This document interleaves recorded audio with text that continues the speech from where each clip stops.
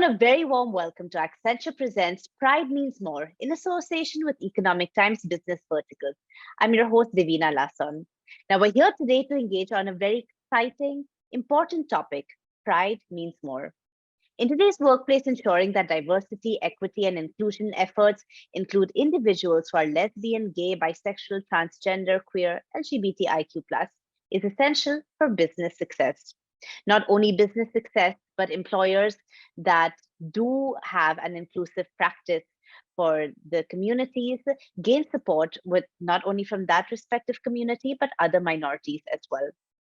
Thus, it's with great pleasure that we do invite our esteemed panelists and our leaders here today who represent various industries who are here to talk about their experiences and best practices and inspiration for ensuring an inclusive environment for all employees, regardless of their orientation.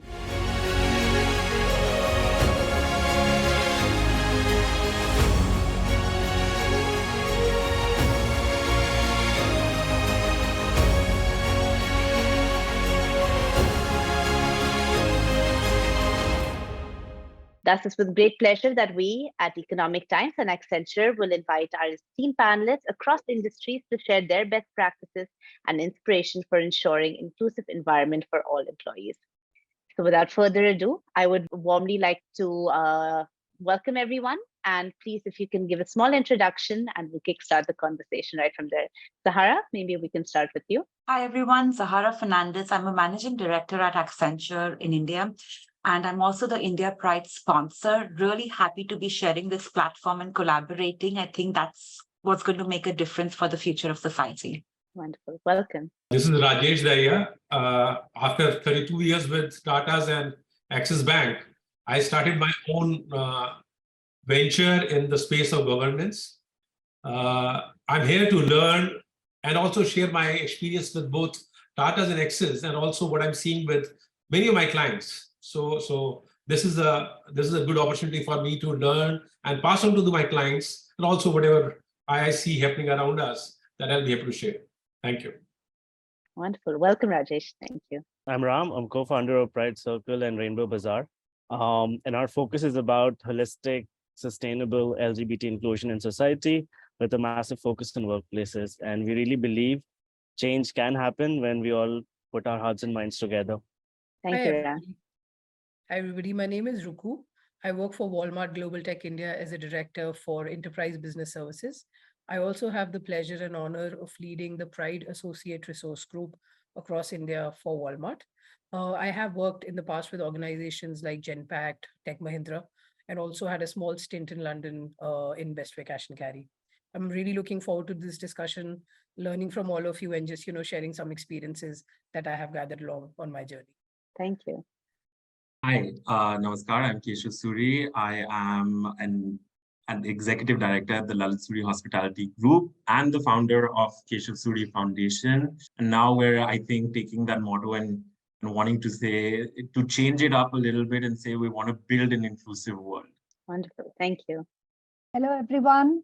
My name is Dr. Soundarya Rajesh. I'm the founder and president of the Avatar Group. We are a 22-year-old organization that has been at the forefront of diversity, equity, and inclusion in India. And we believe that it is through organizations, such as the ones that are here on this session here today, that true change in the workplace can happen. The workplace is the microcosm of the society. And it's when the best organizations in the country begin seeing diversity, equity, and inclusion as very, very elemental to their functioning that we can see that change happen. Avatar helps organizations progress towards continued inclusivity. We also help them maximize the effectiveness of their diversity, equity, and inclusion programs. And we also believe that taking data-driven decisions around diversity, equity, and inclusion is probably the way in which organizations can really see business success. So thank you so much for having me on this session. Once again, very warm welcome to everyone. Thank you for your introductions and really helping us to set the context. Dr. Soundarya, let's start with you.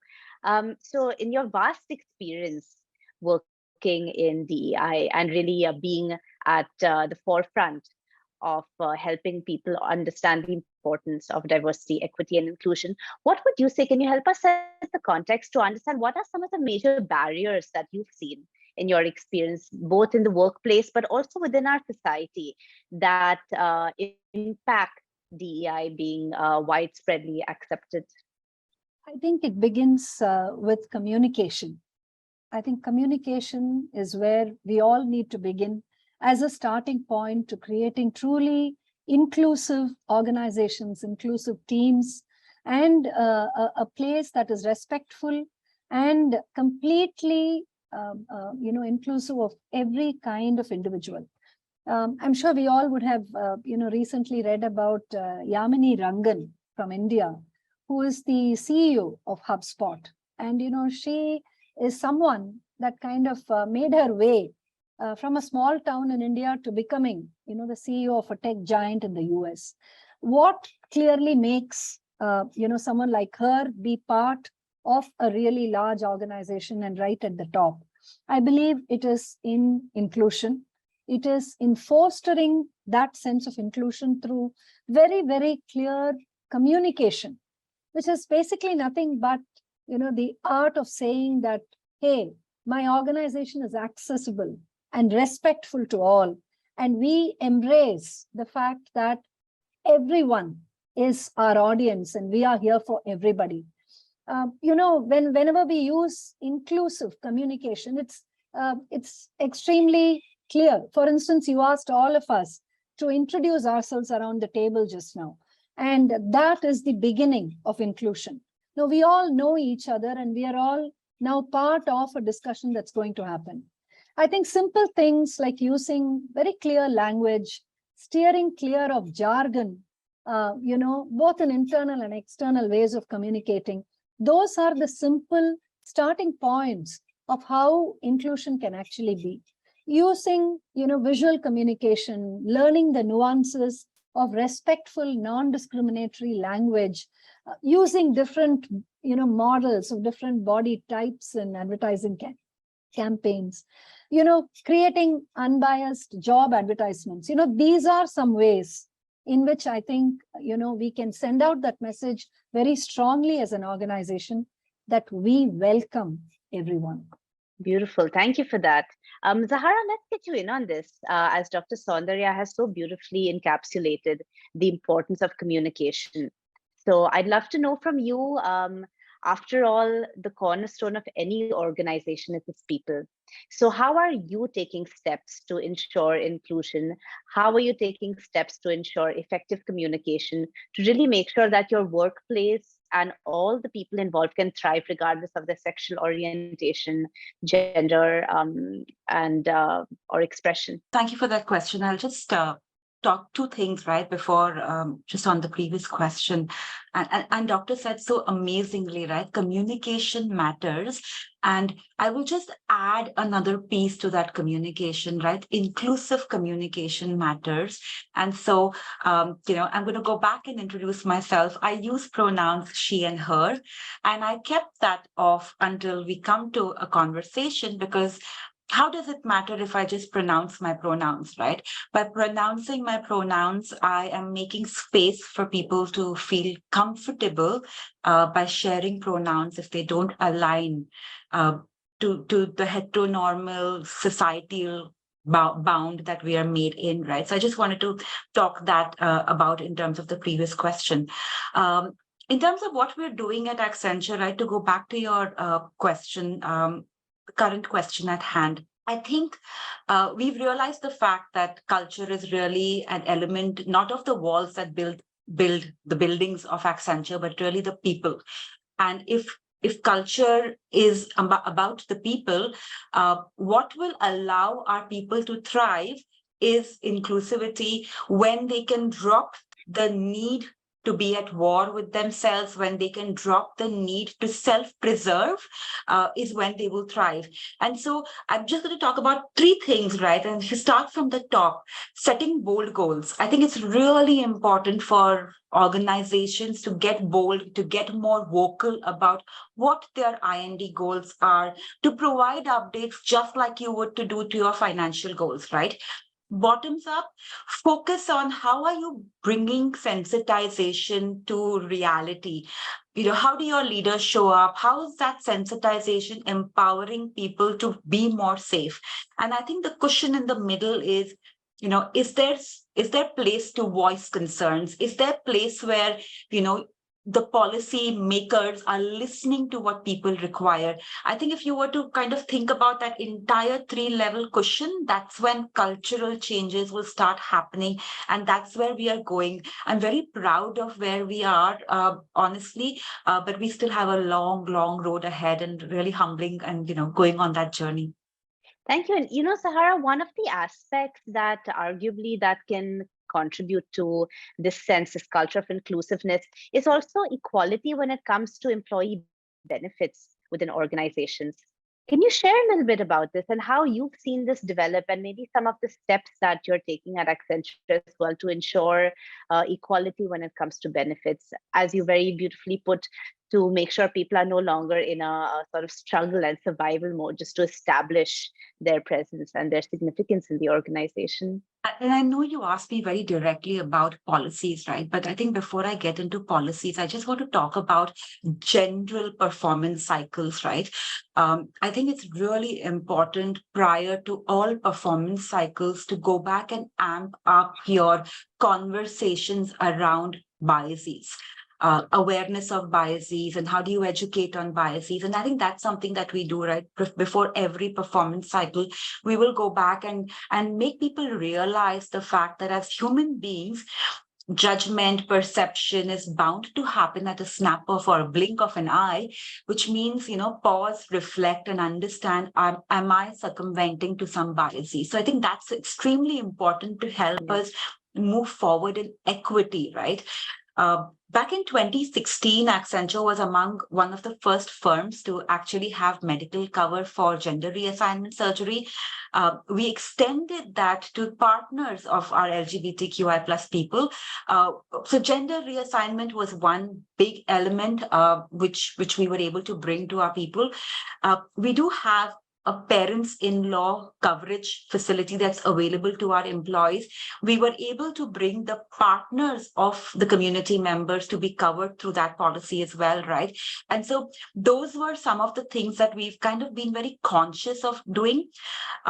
Gender dysphoria, specifically for our transgender people, is a massive implication, right? The way you show up, the way you represent yourself, and you can't imagine the amount of mental well-being issues that has, right? So hormonal replacement therapy is something that we introduced as well, and something that I will share very humbly, right? We have ERGs, which is employee resource groups. We have a Pride ERG, and our ERG spoke to us and said, it's not just about hormones, it's also about how I look. And so facial reconstruction surgery for our transgender people, we were able to bring that on. We did all of the things in terms of getting a workplace ready and the gender neutral washrooms, but we had to go beyond. And so voluntary eggs and sperm freezing processes, being able to nominate your partners as your beneficiaries, being able to, adopt the name that is most suitable to you without requiring documentation. A lot of those policies allow for our people to start feeling comfortable in their skin. And then, of course, we supplement it with learning opportunities to actually allow them to thrive. Wonderful. Thank you for sharing this. Rajesh, let's bring you in on this. We're talking a lot about both policies within organizations as well as effective communication that can really be one of the keys of making a difference.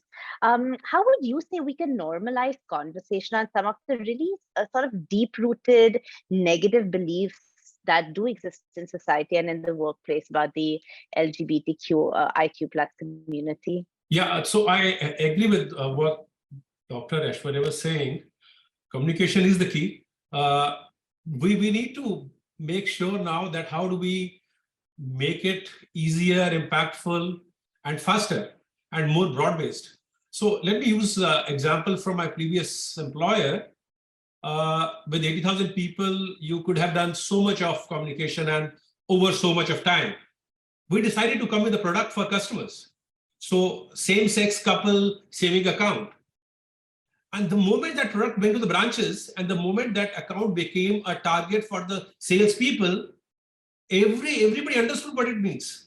We did not have to put pamphlets and communication around that, how it is right or wrong or fair or unfair. So it was led by something which is core to a business. That is performance. So that's one thing which I think we cannot stand out and have our conversations or our communications, which is not part of our daily routine. It has to gel in with our day-to-day activities. And that's real inclusion, as both of you have said. Sometimes we must accept that there are biases. And those biases will lead to some kind of conflict, said or unsaid.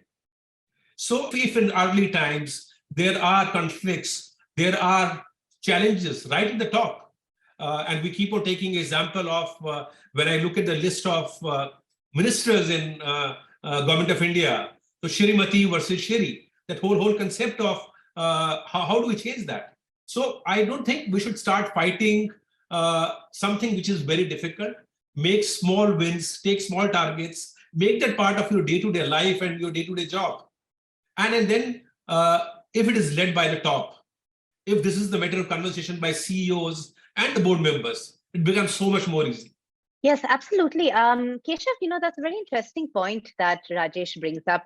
How would you say within an organizational construct, the leaders can really take the reins in championing, accepting, and creating this entire environment of inclusiveness? Thank you for that. I actually forgot to add one point in my introduction. I'm also the co-chair of the first ever D&I, Diversity, Equity and Inclusion Task Force that FICCI came up with. It was me and Radhika Piramal. This was the first time in 92 years of FICCI's existence. I'm sure everybody knows the industry body FICCI, that they had two openly queer co-chairs. And then I don't know if it's a good fact to give or not, but it's just something that we at least were proud of, that at least we started a conversation at FICCI. Yes, congratulations on that. Thank you. As everybody knows, Radhika is director at VIP Industries, and she's also sort of leading the front when it comes to queer inclusions and queer leaders out there. In FICCI, in the task force, we had 3 subgroups. And again, for the first time ever, they had a subgroup on empowering people from the LGBTQIA+ community. And for that subgroup, we had Zainab Patel, again, the first ever transgender person that FICCI had on their subgroup. I'm hoping that we stop with this first ever gay person, first ever queer person. I'm hoping that that sort of ends soon. So if I were to give sort of examples in my own organization, yes, change, a lot of the change that came into place was after I came out. And after I told my board of directors and as well as my team that, hey, yes, I'm gay, now let's move on. That was one of the many battles that I was fighting also, considering that I'm a complete Nepo baby. And I'm sure my team was like, what the hell? Not only do we have to deal with him, with his nepotistic behavior, but also his sexuality. It's a joke. I have to say that my team has been really fabulous, and I would not have been able to do any of the things that I do without my team. So whilst I agree with you that it's important to have leaders from the queer spectrum, and that way in the intersectionalities of the queer spectrum, so lesbian, gay, bisexual, trans, intersex, but companies should also understand that team members, they sort of form a part of your family. If I did not have a telephone operator called Mahi, who didn't transition in Kirisu, a very what is considered an overtly privileged space, a nightclub, which is supposed to be sort of discriminatory, completely turned the game around and became the most inclusive place. If Mahi had not transitioned, and if Mahi had not said, hey, I need this in my Mediclaim insurance, I need this in terms of offs, I need this in terms of people understanding the trans community and then the various intersectionalities in the trans community. So a hijra, a non-binary person, a kinner, all of those terminologies, if I need all of these things, if she wouldn't have, I would have not been able to be at the forefront of trans inclusion at the workspace. I'm very proud to say that I think the Lalisuri Hospitality Group is one of the most trans inclusive hospitality groups, not just in India, but all over the world.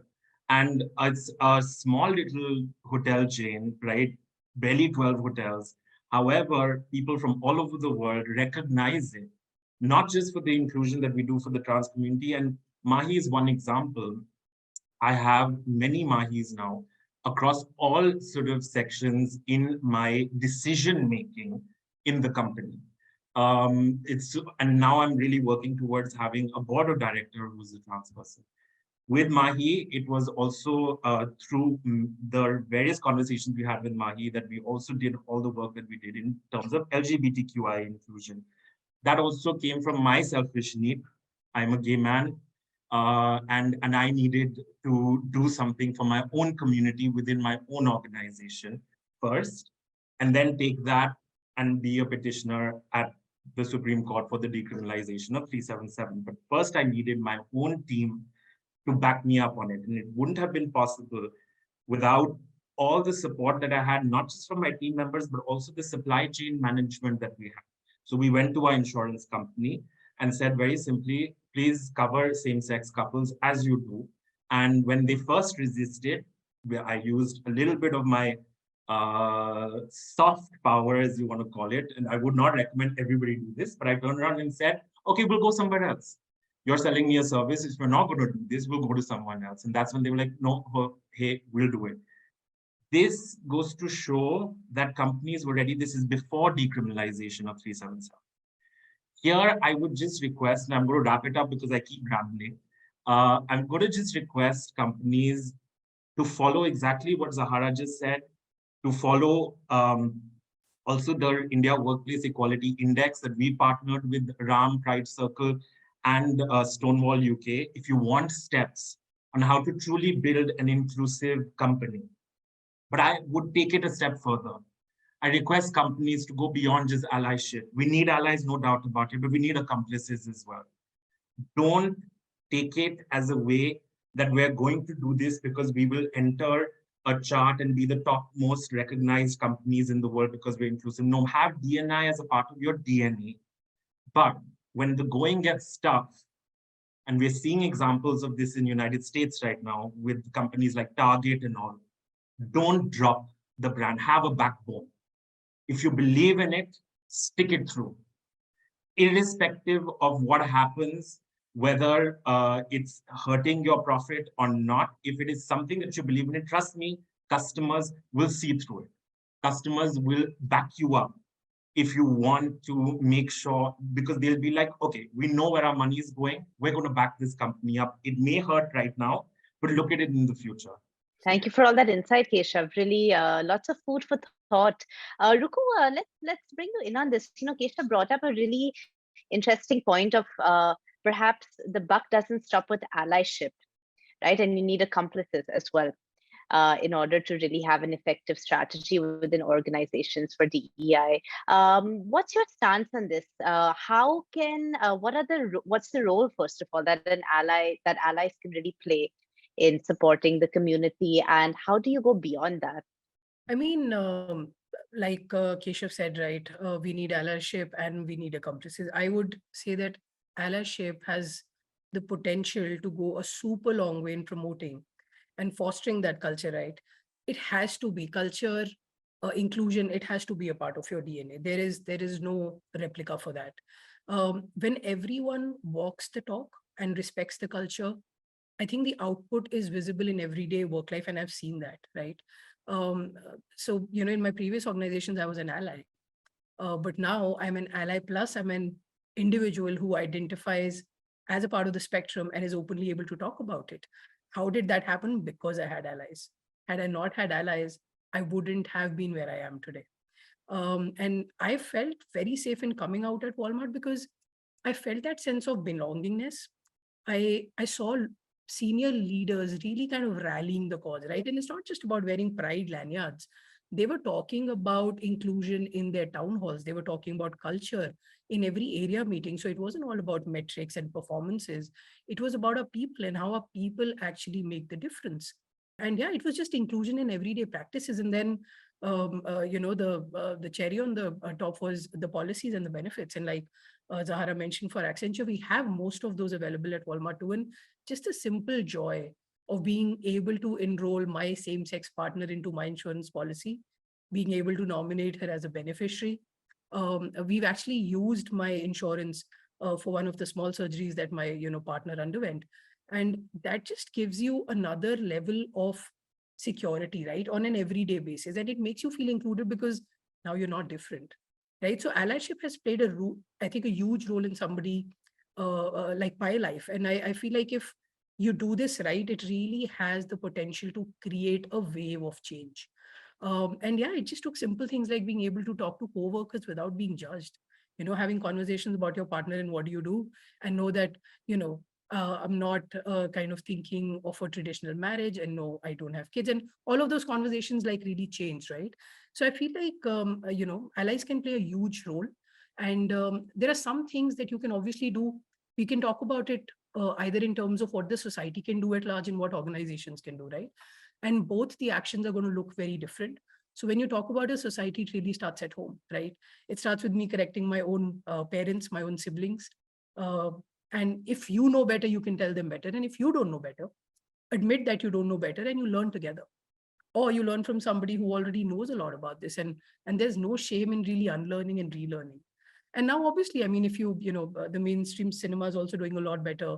If you look at the OTT platforms, I haven't seen a single series in the last 30 to 60 days that hasn't had a queer character, right? So things are getting better. But when you talk about organizations, again, like we are currently doing a series about Mythbusters, where we are talking about, yes, there are stereotypes, but how do you kind of go beyond and learn about them? There's everyday inclusion series that is focusing on educating on topics like pronouns, right? What does it look like to learn about the entire spectrum of the community, LGBTQIA+, right? We are the alphabet mafia, but really what does it take to kind of learn about each of these? And, what does that mean? And for example, when I use pronouns in my email signatures, I also make sure that there's a link that says, why are these pronouns here, right? And it goes externally as well.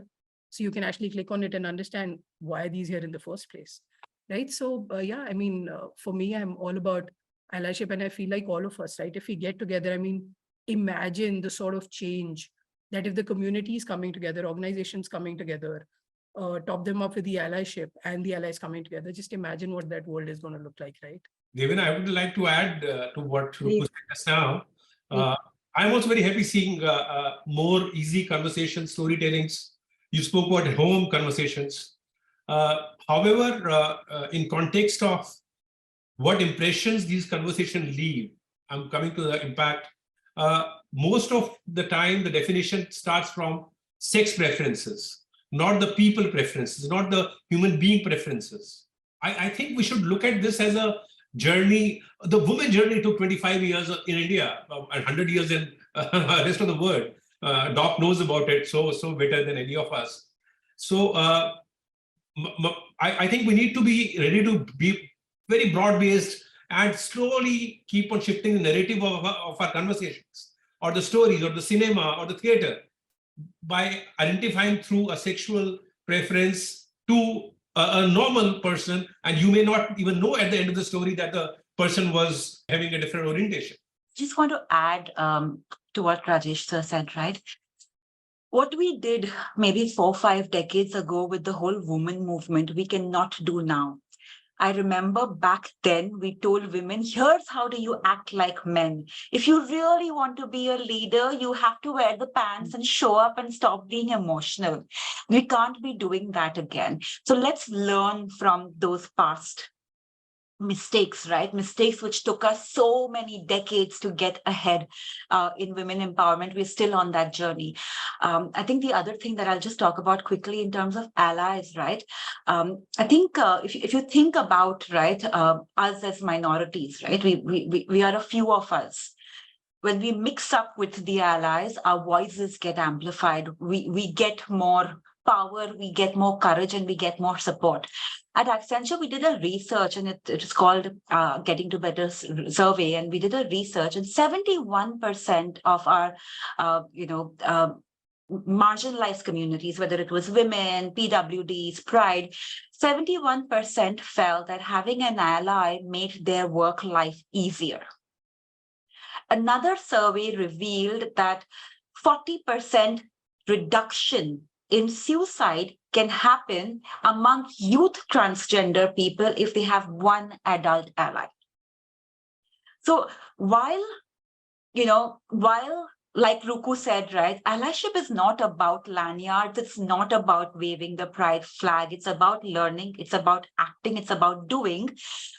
Please do not undermine the lanyard. The lanyard starts the question. If I see Ram with, his, what is that called, suspenders in a very beautiful pride colors, I want to ask Ram, what are those colors? That's important as well. So while I know a lot of people feel that that's not important, that is not it, but that definitely starts a conversation. It's a great visual reinforcement. So let those conversations happen. We have to get comfortable with the uncomfortables. I'm sorry, point you out. Absolutely. No, absolutely. Ram, this is a great time to bring you in. So, we've spent a lot of this conversation talking about the various challenges, the roles that leaders, allies can play. And of course, ultimately, the crux of everything is communication aspect. So what would you say in your experience is really some of the to sum up the biggest hurdles that organizations are facing when it comes to DE&I, and what role can not only the leaders do, but governments and policymakers in helping to ease the transition to complete inclusiveness? Thanks, a lot of points. First of all, thanks Zahara for the suspender. You can buy it at Rainbow Bazaar, which is India's e-commerce portal by LGBT-owned businesses, right? So we really wanted to make allyship an everyday thing. And supplier diversity is one big way for companies to really engage with LGBT-owned businesses. I heard all of it. I feel a little impatient here because I don't think we have the luxury of time. And I agree with Zahara, like going back and saying, women, be like men if you want to get fit in. I don't think that's going to work. We have to let people be authentic because there's a cost people pay when they're not authentic. There's an Accenture report says that 86% of LGBT plus people still feel unaccepted in the workplace. And we did a massive campaign bringing out stories of discrimination called Fix the Glitch.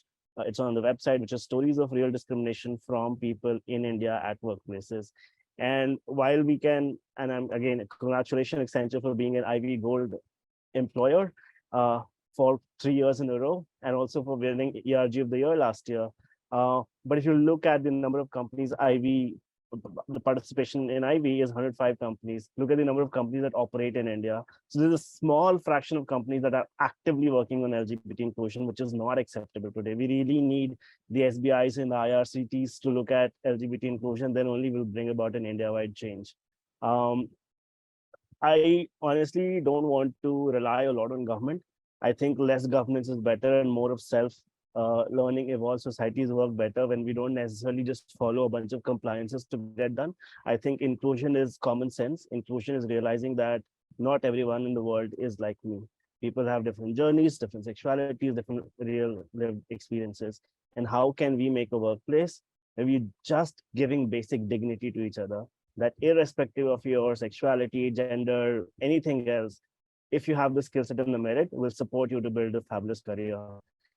And we really will cheer you so that you can become your productive best, and in that process help the organization become the productive best. This is what D&I is about, right? So this is not a charity that this is a good to do program and leadership should talk about. It should be a part of everyday culture. And if you don't know how to do it, come, we'll help you understand entire thing, holistic LGBT inclusion. But I think it's a little too late to say like, hey, this is a nice thing to do and companies should do it. But yes, government does have a huge impact. I think just sometimes we forget that how little progress we have made in the country. Only in 2018 was homosexuality decriminalized. Only in 2014 was transgender recognized as the third legal gender. And the Trans Act came in only 2019. But it still has a lot of room when it talks about actual non-discrimination in the workplace of LGBT people. There's no law that protects people. You have housing discrimination. Today, trans people go and seek housing. They're willing to pay the rent, but no one is giving them a house. How do you find a job and move to a city to work because you can't find accommodation? So these are real problems the community is facing. And I think there is real need for everyone to come together to accelerate the pace of change. From a government perspective, obviously, there's a marriage equality case with the Supreme Court. We're hoping that it goes in the right direction.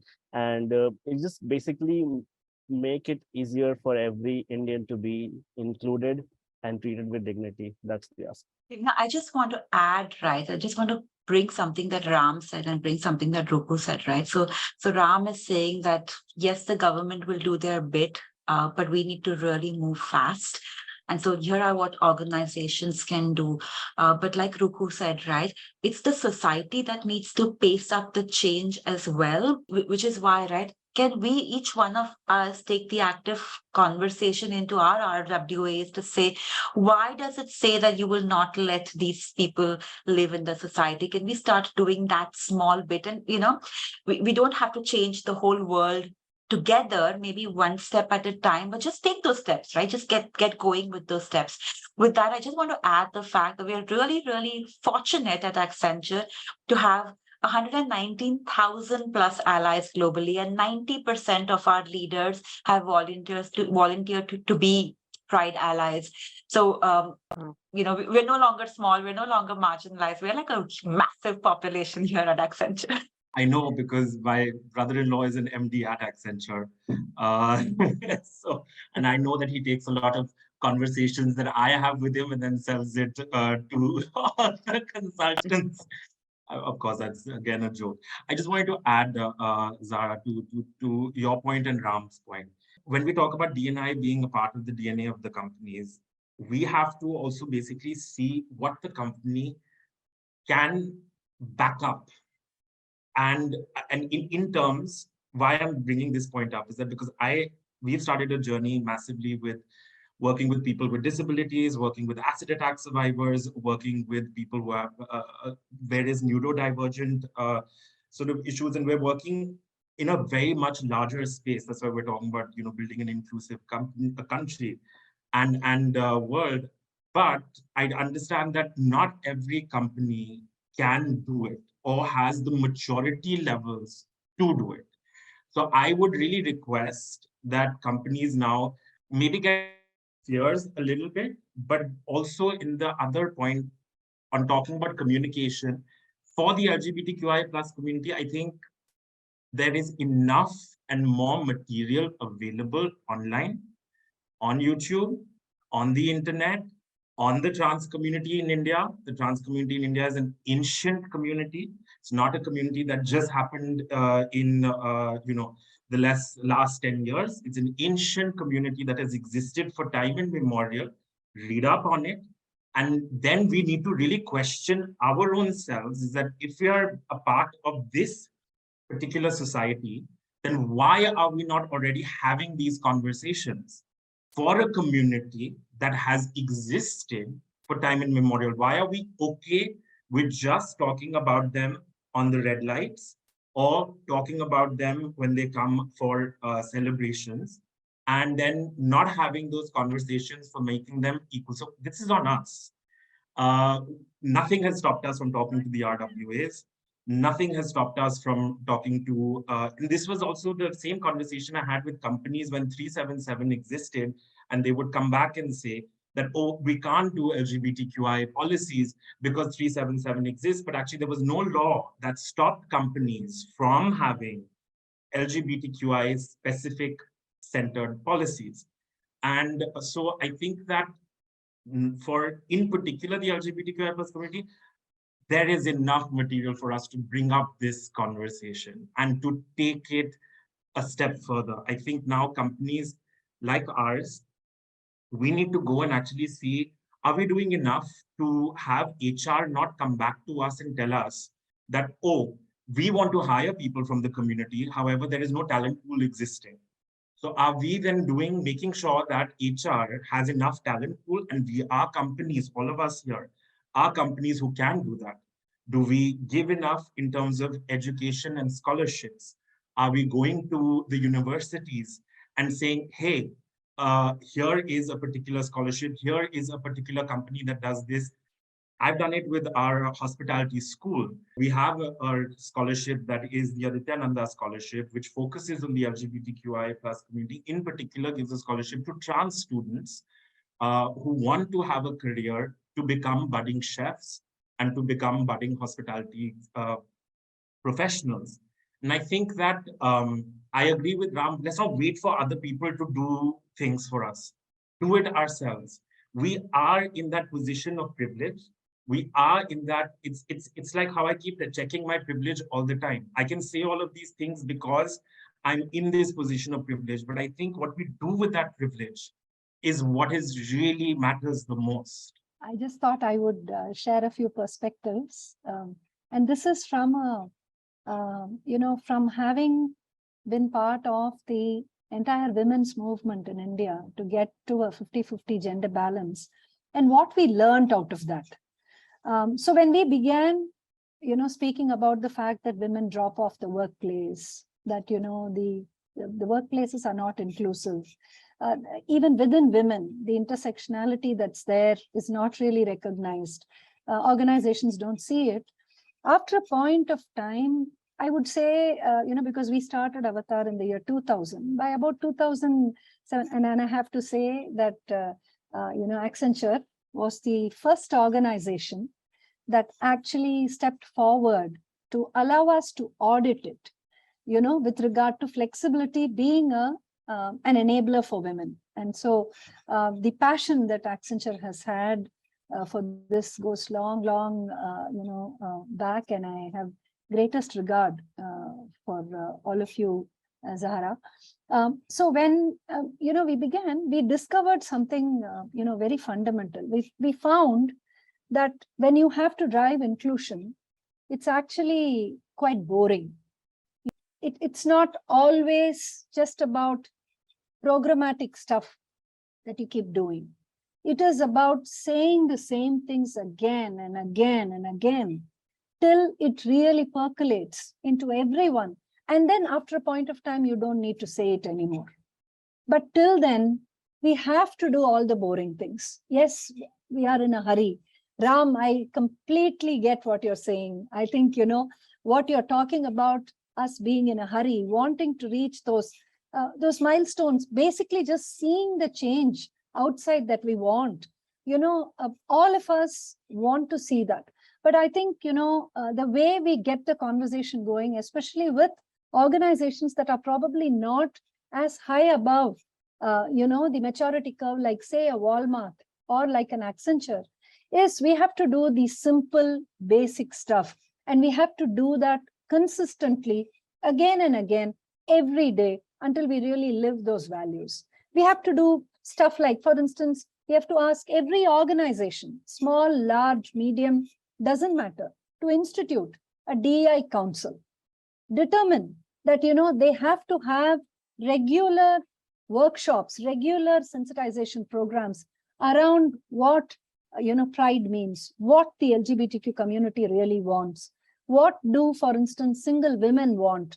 The outliers, programs which are usually not so easy for organizations to implement, but which nevertheless reflect the society around. So they have to be part of the conversation within the organization. You spoke about, the survey that was conducted in Accenture, Zahara. I think it's very, very important for companies to conduct those, periodic surveys to gather feedback, who's feeling included, who's feeling excluded, that sort of a thing. Do we train our managers to really be sensitive? Are they being culturally inclusive? Do they realize what is there outside. The person sitting next to you, in the chair next to you, could be going through something and you could be completely oblivious to that. Do we create enough opportunities for employees to speak up?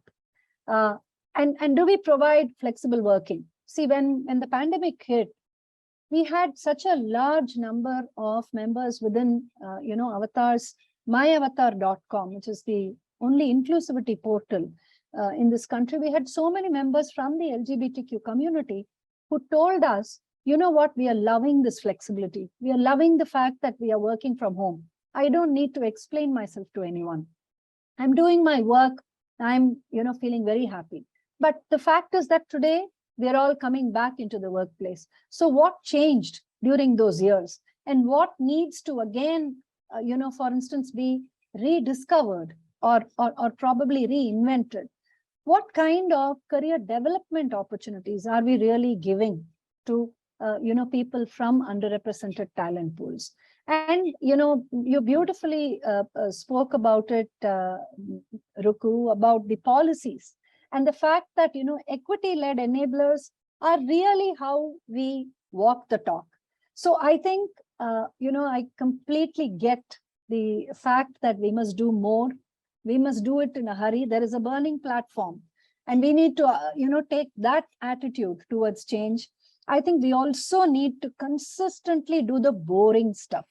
I've always found that the boring stuff really yields results because it means that you're so serious about it. It's like dal chawal. It's like your basic tair sadam at home, and you're eating that, but that is foundational. That's fundamental. And you're doing that again and again, and people get it. So I just wanted to emphasize because, this is what we have seen really yielding results. Back to you. Just to add this, Thank you. one Yes, line please. and very exciting what you're saying. I completely agree with you. We don't have time, but we also cannot be depending on the government. At the same time, we cannot be oblivious of the vehicles which are around us, which may, ESG is top of the town. This year, 1,000 companies have to file their ESG sustainability report to SEBI. So from 100 to 1,000 reports, and the moment you start talking about inclusion in your S, inclusion policy in your governance, your score shoots up. So maybe these companies are not committed completely for the cause, but at least the trigger would happen. And once that vehicles start getting used for, I'm doing better, I'm good, and journey it gets accelerated. So it's not only government, there are lots of other vehicles which somehow, I would love to see Keshav, as you said, while they are FICCI and CII, I would love to see an innovation body, people who constantly keep on coming from the point of view of how can we create newer opportunities, learning school, as you spoke about, accelerated programs for people to shift careers. So that vehicle we should not lose while we know that government is not going to be as fast. Thank you, Rajesh. Absolutely. So to your point and to Keshav's point about the steps that organizations can actually take tangibly, so you mitigate any of the so-called barriers to creating an inclusive environment is really key. And as we wrap up this conversation, I'd love to ask each of you just for one sort of key takeaway on roles and steps that an organization can take to ensure accountability for their own diversity, equity, and inclusion plans. Just one key takeaway that we can maybe slowly wrap up this conversation with. Ruku, maybe we can start with you. In my opinion, I think the fact that every organization could possibly have a DEI office to start with that is led by obviously the executive leadership, having an ARG, ENG, and it goes by different names in different organizations is extremely important, but also with a set of KPIs. So obviously, because that's a group of passionate people coming together to make a change from bottom up. That is also absolutely key because that experiences the feedbacks that you need to hear for your policy making. Also, imagine the experience of a person from the community is not limited to when they come into the company. It's a holistic experience. So even having methodologies to gauge their experience after they've come into the organization, let's say do a survey after 1 year of being here, even from a performance management perspective. the ARG sometimes fuel some of these ideas and kind of take it to the leadership, right? So I believe the KPIs for the ARG and the existence of the ARG, along with the DEI office, and reporting on these metrics regularly is also key. So for example, in Walmart, we have a quarterly business review where the ARGs are also supposed to go and present what they did in the quarter. So it's not just the business talking about, I got you this much profit, I got you this much sales. It's about me going in that QBR and, telling my leadership, okay, that, we've been able to increase our ally base. We've made these changes in policy. We're looking at inclusive communication when it comes to the dress code policy and actually all our policies, right? So I feel like these 2-3 things should probably, add a lot of value and should be relatively simple to start with at least. Ram, maybe you, one key takeaway for steps for accountability that organizations can take. Since DI is a business imperative, treat it like any other business targets that you have, right? And it has to be a holistic thing. It can't be just celebrating Pride Month. So be it talent engagement, internship, fellowship, lateral hiring, reach out to LGBT talent, plug LGBT entrepreneurs in your supply diversity program, have continuous sensitization, awareness, trainings, education within the organization. Look at representation from junior staff all the way to board level. When we talk about sensitization education, don't stop with employees and people manager, but also go to support staff and your vendors. So see, it is about everything the company does. How do we look at it with the lens of LGBT plus inclusion and tweak where need be? You have to have a comprehensive, holistic, measurable way that you're able to carry your progress forward and see where the gaps are, because this is just another aspect of the way we work as a company.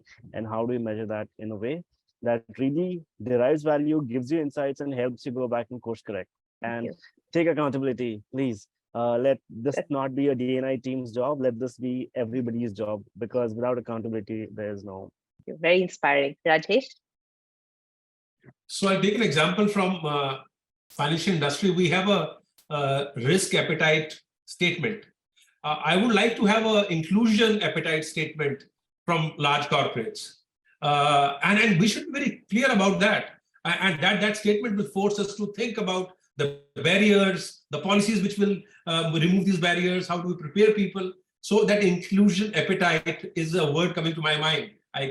So I don't know whether it's possible to have that statement, but something that you can put in your annual report, that my appetite for inclusion is 70%. And then you start figuring what's the gap that you have. Everything that Ram said,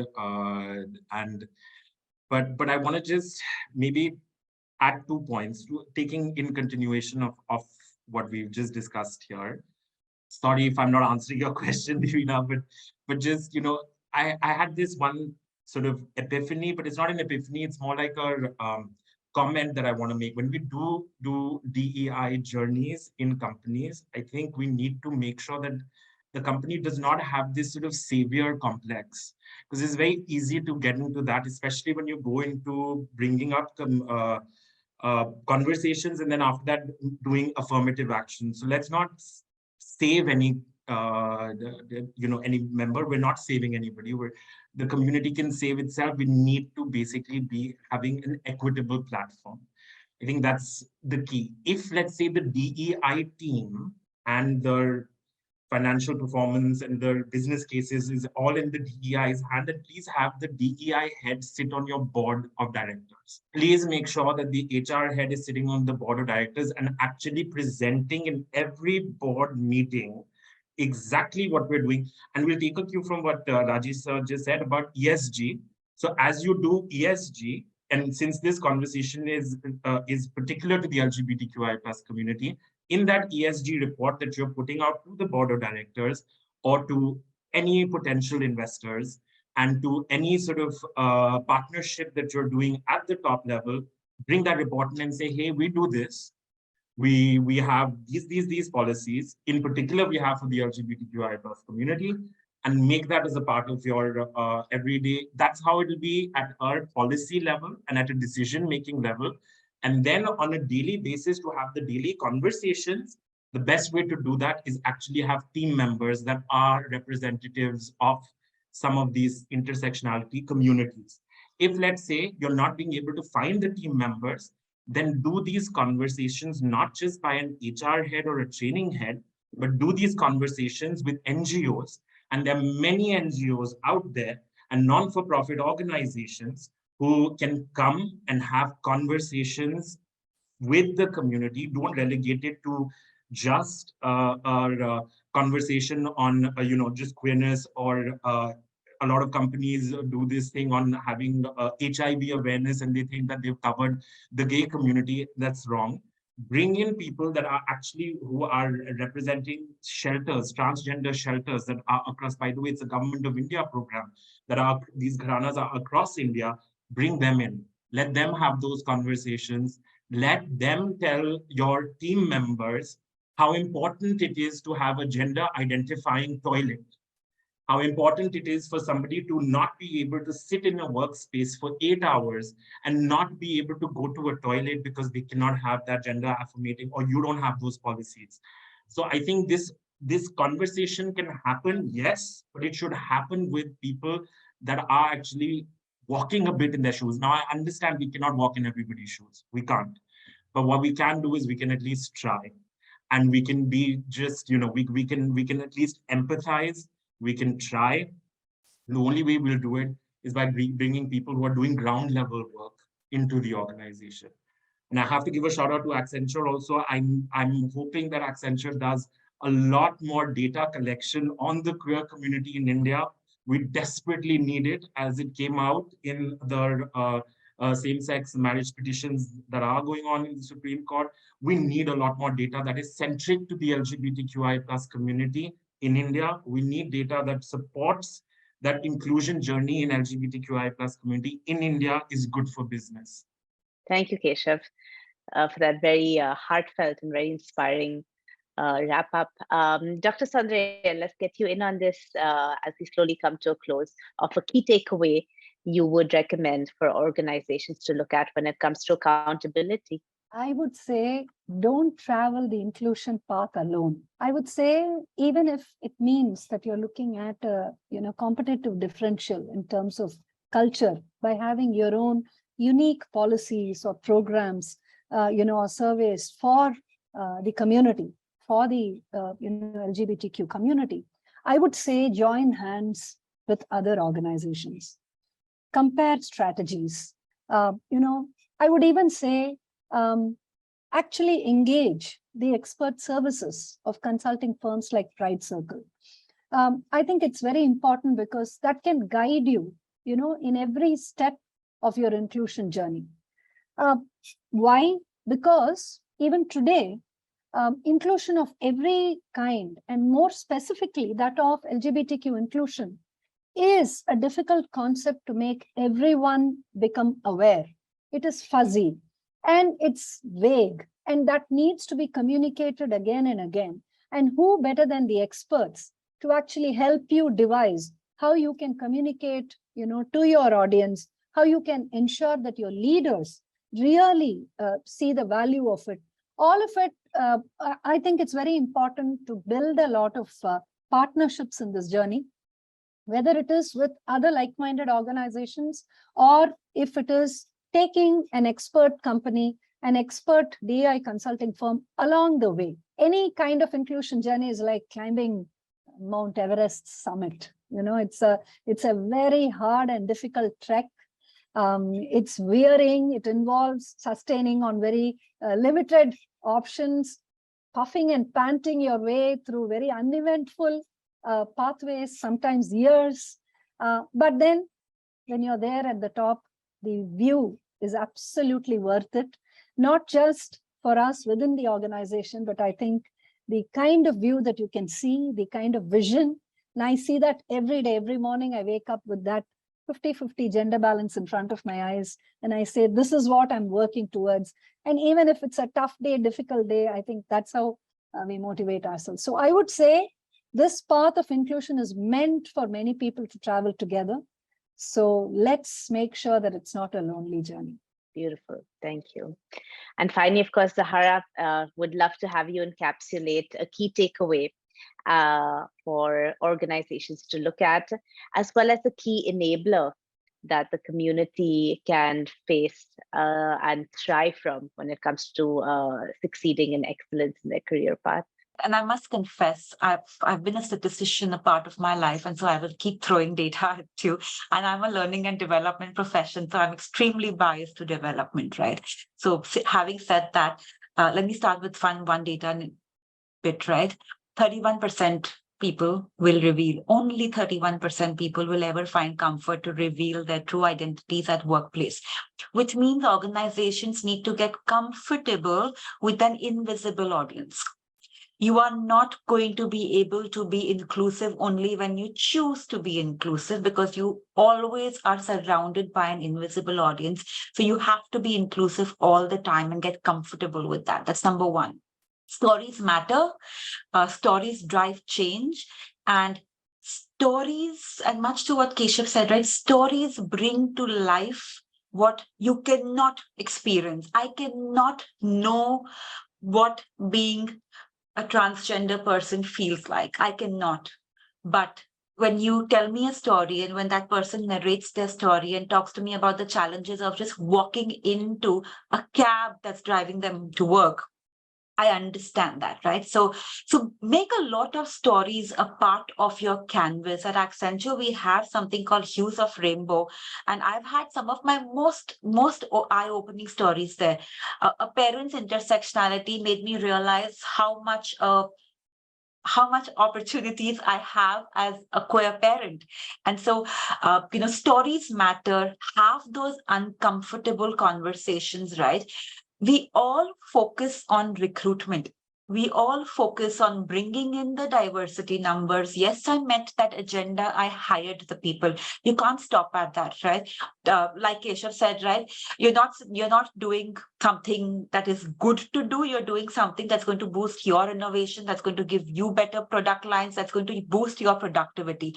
And so if you're doing that, after you've got the numbers in the diverse populations into your firm, you require to then give them career paths.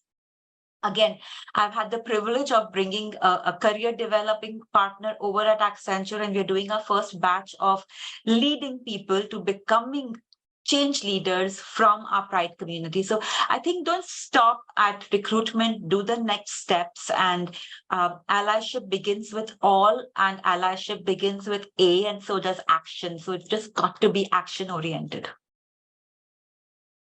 Wow. Thank you for that, Zahara. Really, really beautiful summary. So well, on that note, this is a vast topic. We can very much continue in great depth.